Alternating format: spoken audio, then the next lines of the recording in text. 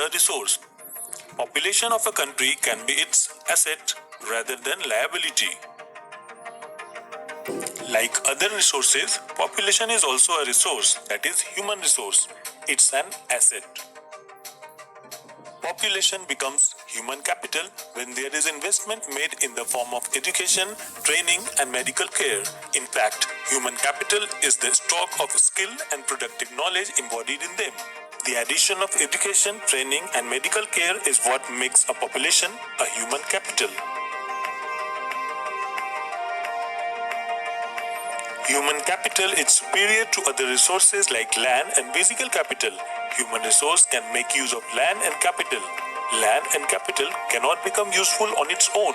Adding more education, health facilities, skill, etc. to the human resource is known as human capital formation.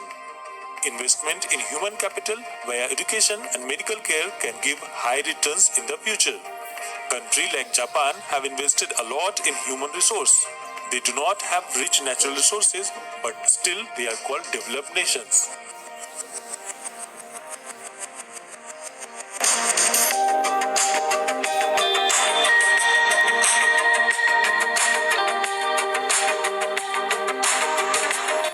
Let's talk about economic activities. Economic activities refer to those activities of man which are undertaken for a monetary gain or to satisfy his or her wants.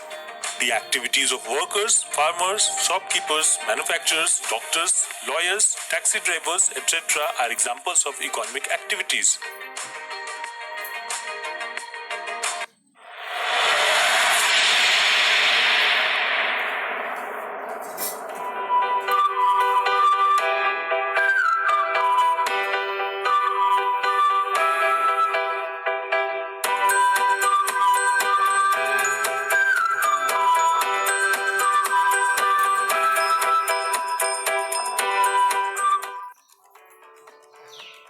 Now let us come to primary sector.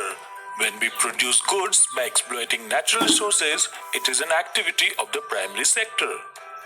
Example: agriculture, dairy farming, mining, plantation, etc. Primary sector produces natural goods. Secondary sector, when natural products are changed into other forms through manufacturing, it is also called industrial sector. Example: food processing, textile manufacturing, automobile manufacturing, furniture making, etc. Secondary sector produces manufactured goods. Tertiary sector, activities that help in the development of the primary and secondary sectors. Since these activities generate services rather than goods, it is also called the service sector. For example, transportation, banking, marketing, information technology, etc. Tertiary sector helps to develop other sectors.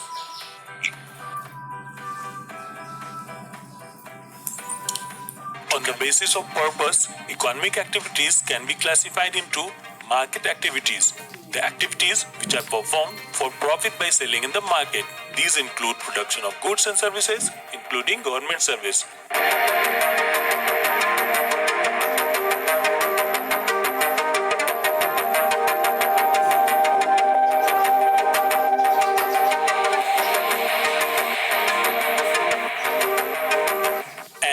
Non-market activities, the activities which are performed for the production of self-consumption. These can be consumption and processing of primary product and own account product of fixed assets.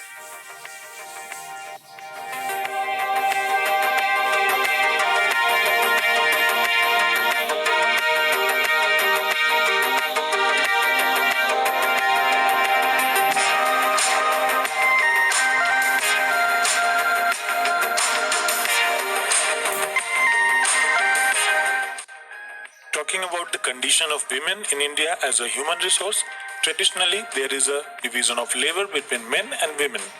Women generally look after domestic affairs like cooking of food, washing of clothes, cleaning of utensils, housekeeping and looking after children, whereas men generally work in the field. Women are not paid for the service delivered in the family. Women are paid less than men for the same work they perform. Most women work with no job security.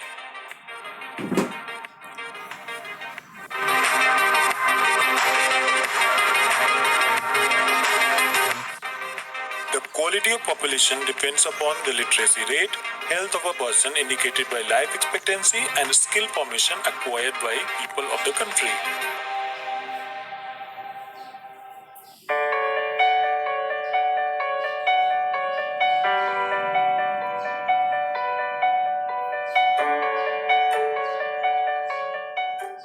Role of education in building the quality of population.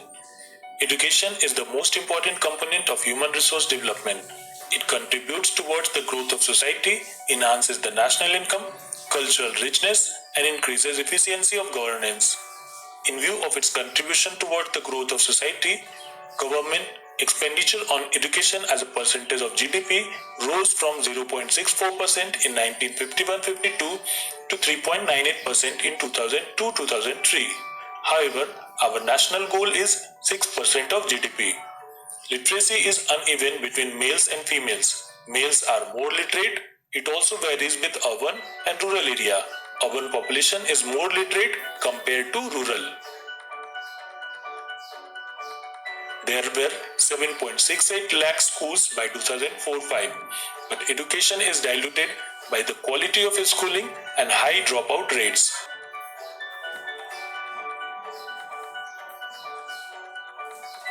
Sarva Shiksha Abhiyan is a significant step towards providing elementary education to all children below the age of 14.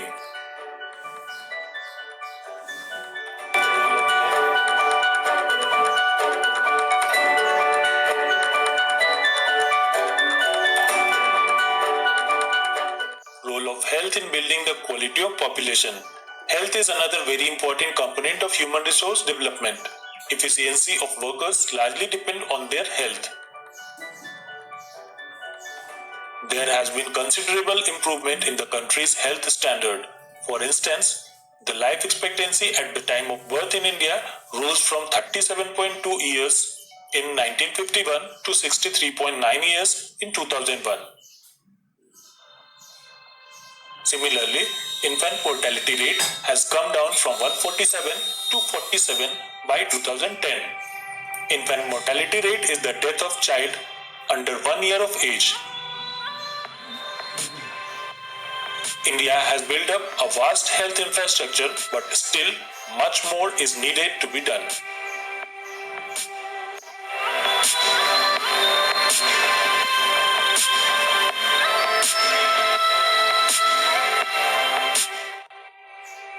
Unemployment is said to exist when people who are willing to work at the prevailing wage rates cannot find jobs. When we talk of unemployed people, we refer to those in the age group of 15 to 59 years. Children below 15 years of age and the old people above 60 are not considered while counting the number of unemployed. The nature of unemployment differs in rural and urban areas. In the case of rural areas, there is seasonal and discussed unemployment. Urban areas have mostly educated unemployment. Seasonal unemployment occurs when people fail to get work during some months of the year, that is, during off-season. Farm laborers usually face this kind of problem. Discussed unemployment is another kind of unemployment found in the rural areas. Such kind of problem arises due to excessive pressure of population on agriculture. Discussed unemployment refers to a situation wherein the number of workers in a job is more than actually required to do the job. The extra number of workers are discussedly unemployed.